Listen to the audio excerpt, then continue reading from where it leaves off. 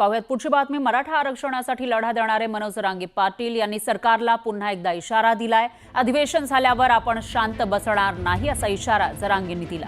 आरक्षणासाठी नेमण्यात आलेली शिंदे समिती काम करत नाही असा आरोप सुद्धा जरांगे पाटलांनी केला। सरकारने मराठा हे वारंवार सांगत आहोत, त्यामुळे आमदारांनी मराठा आरक्षणाचा मुद्दा अधिवेशनात उपस्थित करून कुणबी प्रमाणपत्र लागू करावे अशी मागणी सुद्धा मनोज जरांगेंनी केली आहे। आता अधिवेशन संपेपर्यंत आपण आहेत शांत, मग शांत आपण राहणार नाहीत, कारण तात्काळ अंमलबजावणी करावी आणि राज्यातल्या सगळ्यांना कुणबी प्रमाणपत्र देण्याची कारवाई सुरू करावी। समितीही काम करत नाहीये। केसेस 8 दिवसात मागे घेऊन म्हणले होते, 2 वर्ष होत आलेत, आणखी घेतल्या नाहीत। उपोषण सोडताना आत्ता पाठीमागच्या महिन्यात सांगितलं की ते आता सगळ्या सरसकट आंतरवालीसह राज्यातल्या मागं घेऊ, त्याही आणखीन घेतलेल्या नाही। ज्या 8-9 मागण्या आहेत त्याविषयी याच अधिवेशनात सरकारनं मराठा समाजाच्या आरक्षणाचा विषय मार्गी काढावा, ही मुख्यमंत्र्यांना पुन्हा पुन्हा विनंती आज सलग 7वा दिवस आम्ही करतोय।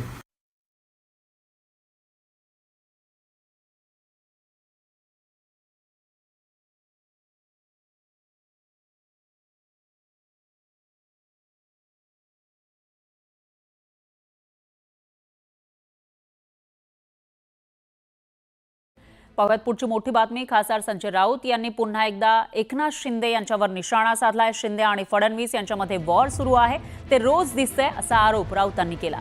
शिंदेंच्या बोलण्याला राज्यात काहीही किंमत राहिली नाही। शिंदे फडणवीसांच्या डोळ्यासमोर उद्योग बाहेर गेले असा आरोपही राऊतांनी केला।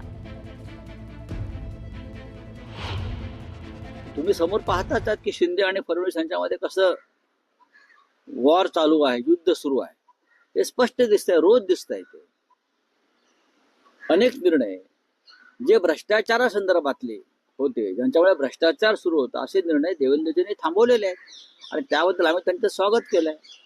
अशाच निर्णयांना उद्धव ठाकरे यांनी सुद्धा स्थगिती दिली। एकनाथ शिंदे यांच्या बोलण्याला महाराष्ट्रामध्ये आता काही तसं महत्व राहिलेलं नाही। जे मुख्यमंत्री बोलतायत त्याला महत्व आहे। एकनाथ शिंदेचं आता कोण ऐकणार? आता कोणी ऐकणार नाही। लिहून दिलेली भाषणं वाचायची, टिवल्या बावल्या करायच्या, त्याच्यावरती बोलायचं, त्यातून काय साध्य होणार? आपण राज्यासाठी काय केलं, जनतेसाठी काय केलं? स्वतः पैसे देऊन आपले वेळावेळाने सत्कार करायचे, महाजी शिंदे सारखे पुरस्कार विकत घ्यायचे। उद्योग आणि सेवा क्षेत्रामध्ये आपली पिछेहाट आहे। याचं कारण देवेंद्र फडणवीस आणि एकनाथ शिंदे यांच्या डोळ्यासमोर महाराष्ट्रातला उद्योग हा परराज्यात गेला, हे मान्य करावं लागेल। महाराष्ट्रामध्ये गेले 3 वर्ष उद्योग आणि सेवा क्षेत्रामध्ये अजय अशर पॅकेज किंवा अजय अशर फॉर्म्युला झाला आणि त्याच्यामुळे आपण उद्योग आणि सेवा क्षेत्रामध्ये मागे पडतो।